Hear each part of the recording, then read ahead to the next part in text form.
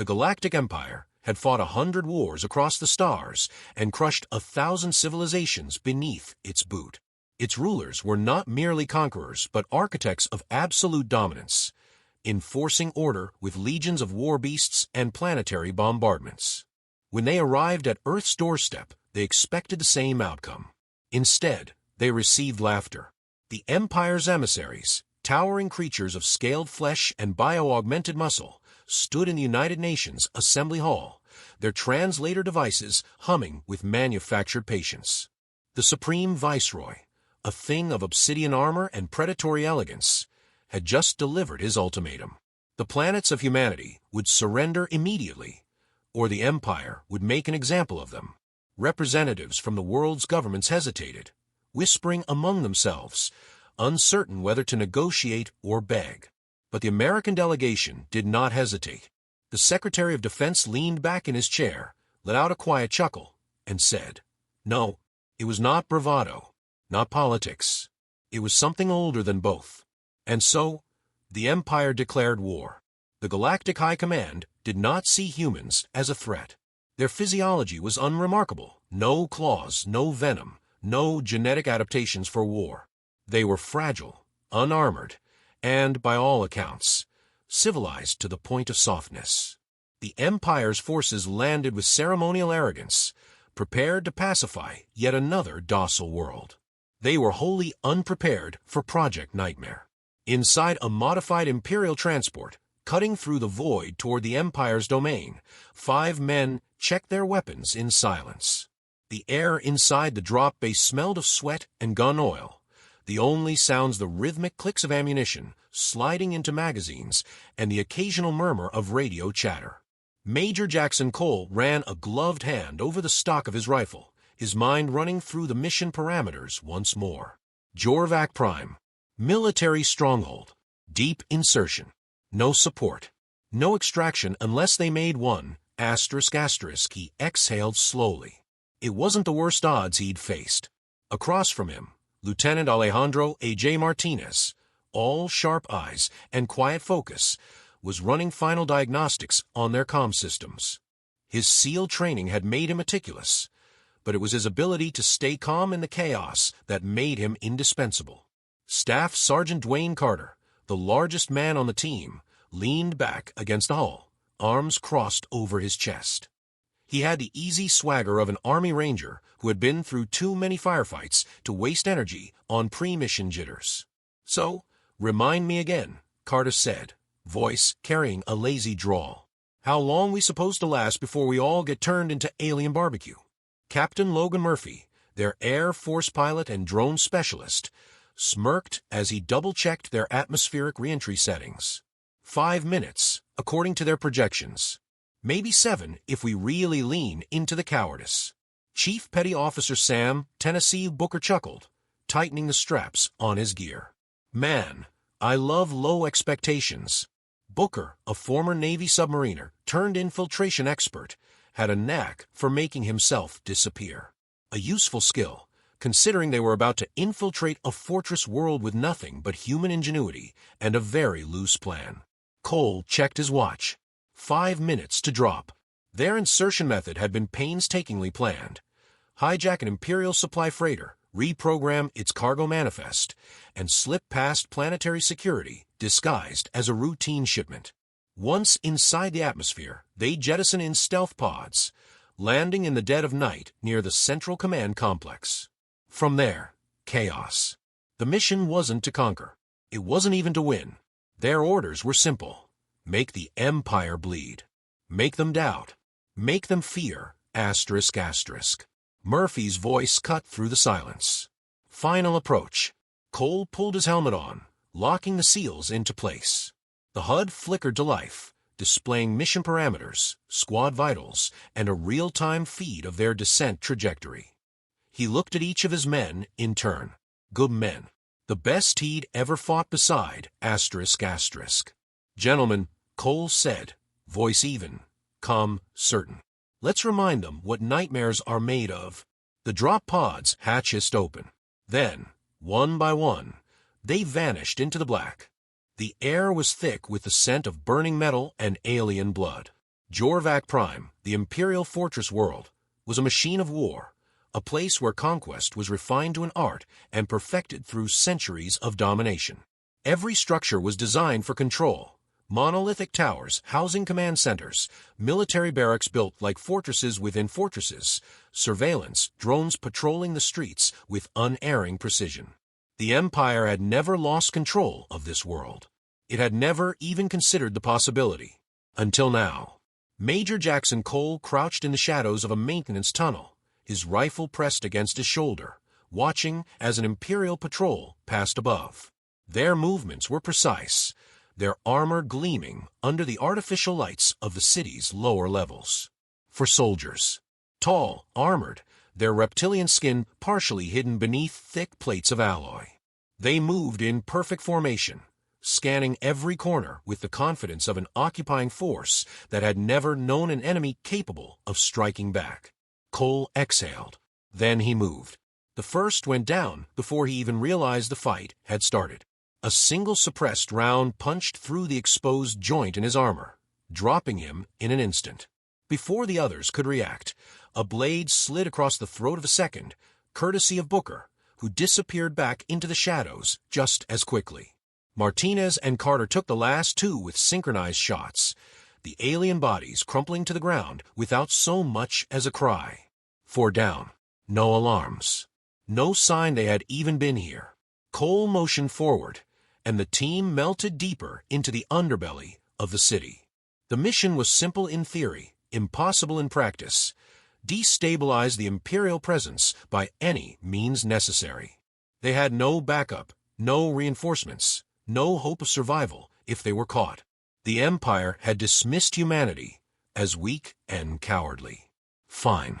Let them keep believing that, right up until the moment the fear set in. Murphy's voice crackled over comms. Command post ahead. Looks like they've reinforced it since our last recon. Cole signaled for the team to hold. They were deep in the industrial sector now, where the machinery of war never stopped churning. Massive transport vehicles lumbered overhead, ferrying supplies to off-world invasions. The command post was embedded within a security station, its perimeter surrounded by sentry drones and auto turrets. The Empire wasn't careless. They understood the importance of control, but they didn't understand how humans fought. Options? Cole asked. Carter grinned, unpacking a small explosive charge. I say we introduce them to a little good old-fashioned American engineering. Booker shook his head. Too loud. We start making noise.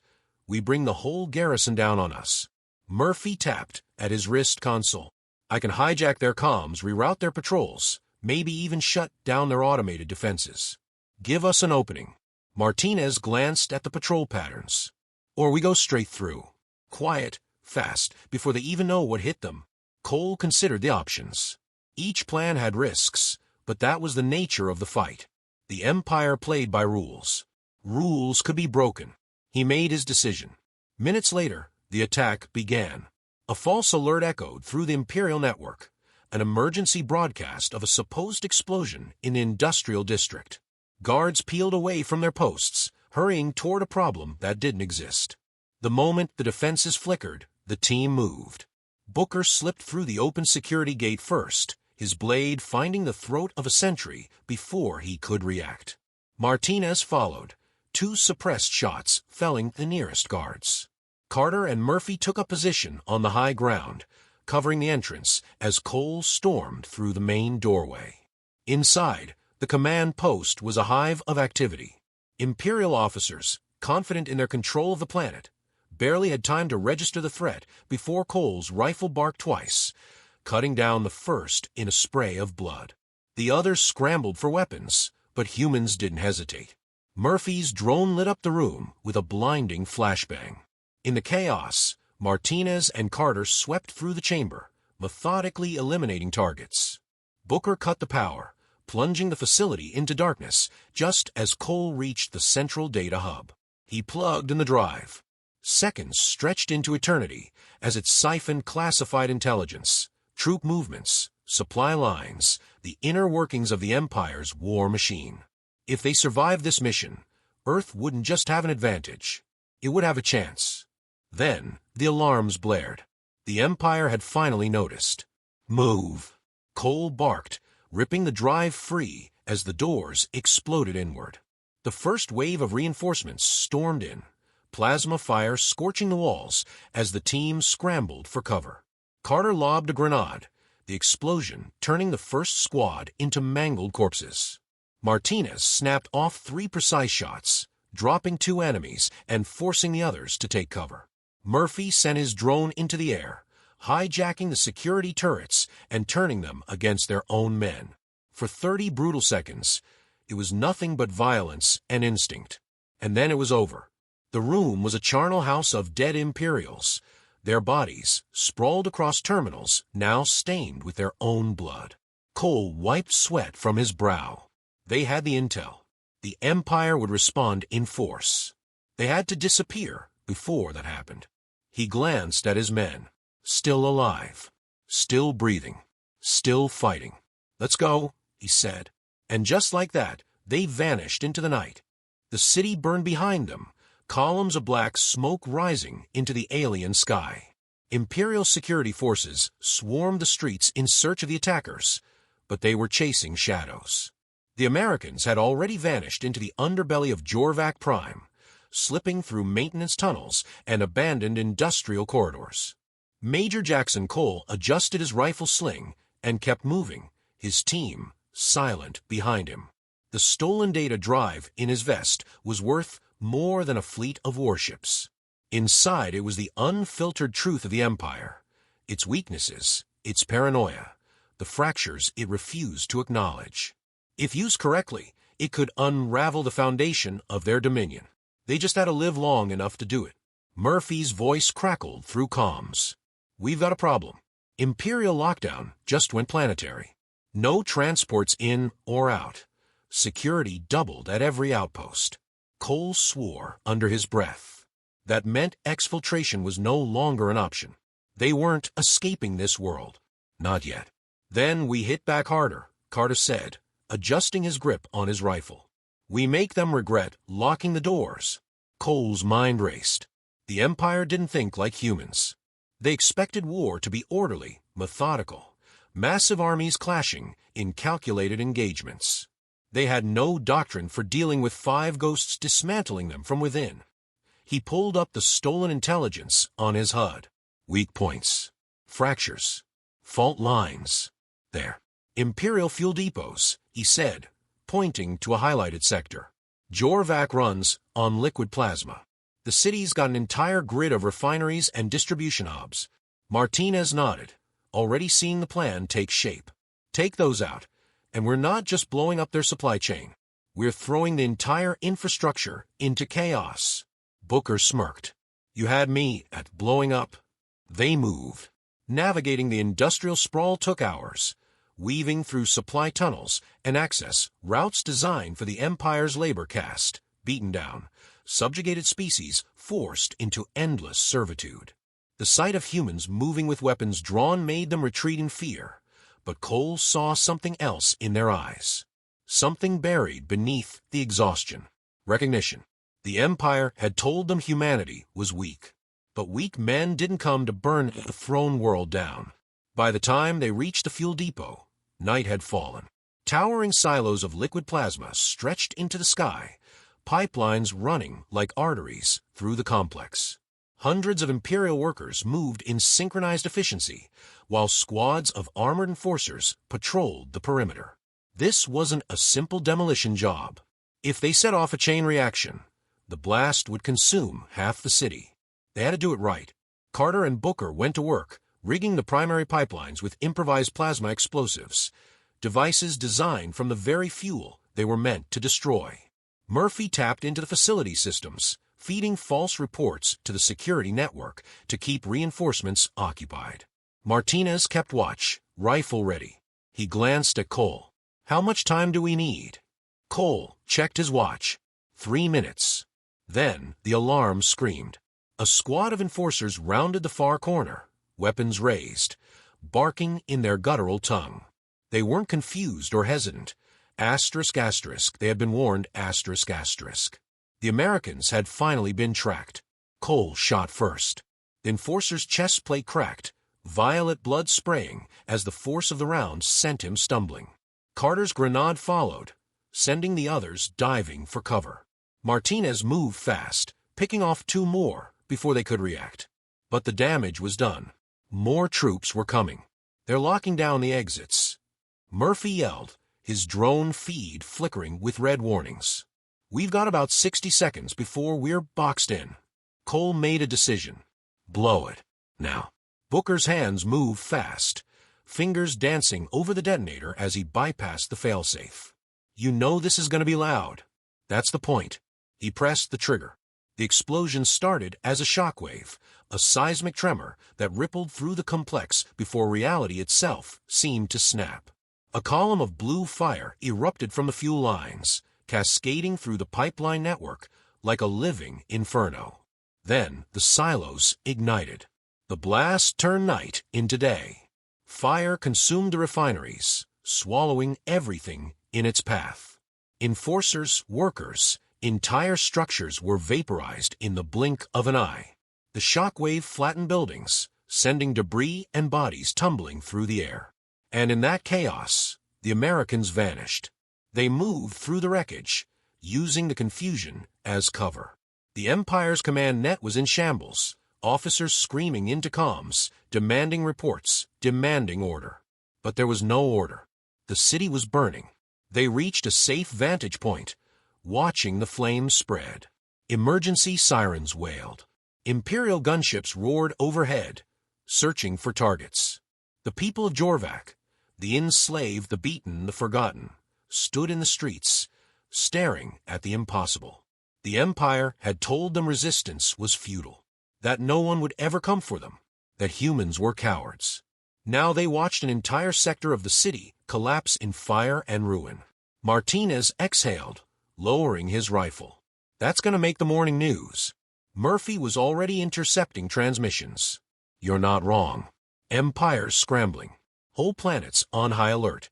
Booker wiped soot from his face and grinned. So what's next? Cole watched the flames, his expression unreadable. We make sure they never put it out. The Imperial High Command had lost control of Jorvac Prime. The fire from the fuel depot still raged, sending pillars of smoke twisting into the sky like funeral pyres. The city's power grid flickered in and out. Entire districts plunged into darkness as the destruction rippled outward. Emergency response teams were stretched thin, struggling to contain the chaos. Enforcers doubled their patrols, security checkpoints sprang up at every intersection, and gunships prowled the sky in relentless formation. None of it mattered. The Americans were already moving again. Major Jackson Cole and his team navigated the ruins with practiced efficiency, their path illuminated by the dying glow of the city's collapse. The blast had done more than cripple the Empire's supply lines. It had shattered the illusion of control. The enslaved workers of Jorvac, once too afraid to lift their heads, now whispered of unseen warriors striking from the shadows. And whispers, Cole knew, had a way of becoming something far more dangerous. Murphy adjusted the receiver on his wrist console, scanning the Imperial Communications network. They're scared, he murmured. Troop commanders are contradicting each other. Suppression squads are getting ambushed. This isn't just us anymore.